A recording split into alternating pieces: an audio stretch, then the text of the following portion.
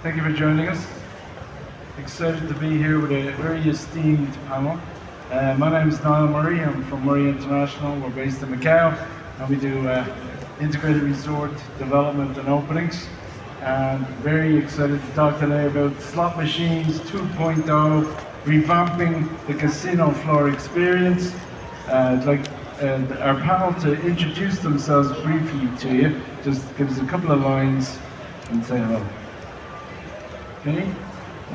I'm Ken Jolly. I'm the Managing Director of Light and Wonder for Asia. I've been in gaming for a long time in my life, like over 40 years. So I must have been about 5 when I started. Hi, my name's Ian Garner. I'm currently the VP of Slot Operations at Lennox Westside.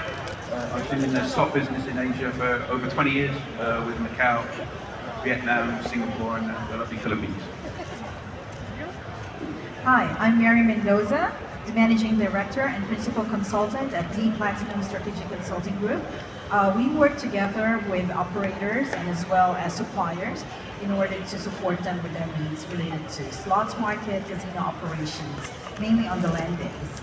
And I've been in the casino industry within 20 years. Yes. On to you, Louisa. Hello, it's nice to meet you. I'm Luisa, Head of Business Development at Pop-Up Gaming. It's an honor to be on the same stage with such an expert. Thank you for the invitation. Hi, I'm Jerry Chan, SVP of Electronic Gaming and Special Project in Okada, Manila. I will be same as most of them have a ages experience in gaming. So yes, let's see. Okay, thank you and welcome everybody. We're going to start off with a question for the whole panel, so you're going to pick it up as you go. But the term slot machines 2.0 suggests a major evolution. What do you see as the biggest shifts from traditional slots to this new era? I guess we're all trying to figure out what 2.0 means. However, in markets around the world and even here in Asia, different regulators change the regulations or change the requirements of the specifications of the machines. Some of the markets, it's not that dramatic a change. For instance, in Macau, we had a new specification, and every machine in Macau by the end of 2026 has to be changed out to the new specification. One of the big things that they wanted on there was a clock on the actual screen. They also changed some other small fundamentals as far as the random number generator went. There had to be a crypto-style number generator and a few other small changes. Philippines had a small change as well a couple of years back, but again, here it wasn't mandatory to replace every machine in the market like it was in Macau. But that happens sort of around the world with different regulators that are trying to move up the standards of the specification. Thank you, Ken. I think from an operator perspective, the games won't change that much. How can you change a game 100%? It's not going to happen. I think it'll be around things like cashless, e-wallets, these kind of things will bring the machines up to be able to compete with the online. A game is a game. Whichever vendor you go to, they're always going to be similar. The look of the cabinets are very similar. So I believe it's more around the technology of payment, how the guest interacts with the machine versus the system that it's connected to. I think those are the things that we will look at. And hopefully these guys can bring to the market so we as operators can use them.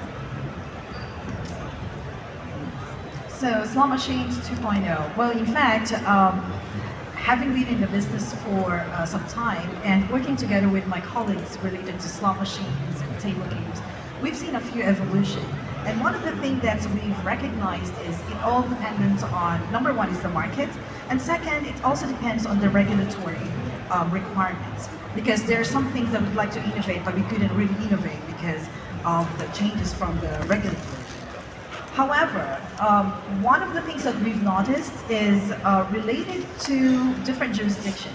I think the Philippines is one of the best model on showing the integration of the traditional model into having it integrated with online, or let's say having it not on the floor playing, but as well as on the rooms. And so I think this is headed towards that direction, but will take some time.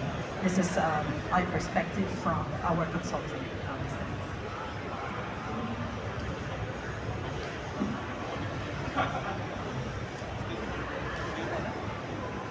I think Slot 2.0 will be all about enhancing the journey of the players and not losing what makes it fun. I think it will be a more hybrid experiences with combining online and land-based experiences, social elements, etc. So I think technology will support, not replace. That's my thought. Thank you, Luisa. So I like the last part because most of them you already mentioned, but I just want to add on additional of my point of views. Basically, from the old days when you see a slot machine, it's like a single reel has been keep on changing until now. I would say the major key issue difference actually is cashless. You can see from don't talk about coins to cash to Tito.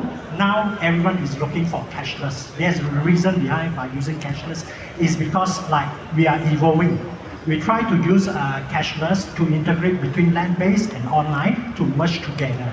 So I would say my philosophy for 2.0 actually is we need to see how we can bring the online and land-based together into a channel that to present to the players. Very good. I'm going to jump in specifically now. I'll keep with you, Jerry, with a question. The Philippine market has a distinct player base. How are modern slot machines adapting to local preferences while keeping up with the global trends? Good, I like that question, thank you.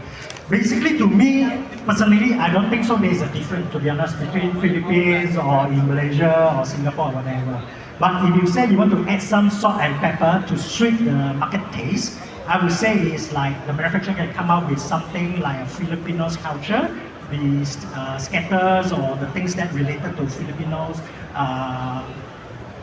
iconic, or they may need to make some changes on the denominations or language selection. As you know, Philippines, they're well used with English.